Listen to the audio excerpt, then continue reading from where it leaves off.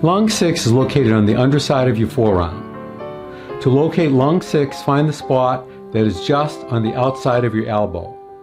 Then move your finger towards your body till it meets the tendon, like this. Here's the outside of the elbow, moving towards the body, and we meet a tendon right over here. Now find the point that is the width of one hand below that, right here. And now find the point that is the width of one thumb below that, right over here. Push in to find a point that is sensitive, sore, tender, or painful. That is lung 6. Activate this point by rubbing the area quickly 5 times, take a break for count of 5, and repeat 4 more times. It might look like this.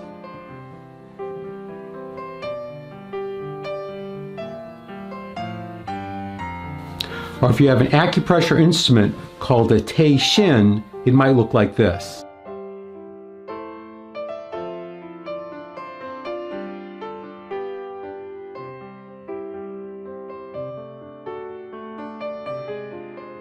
And here's another view.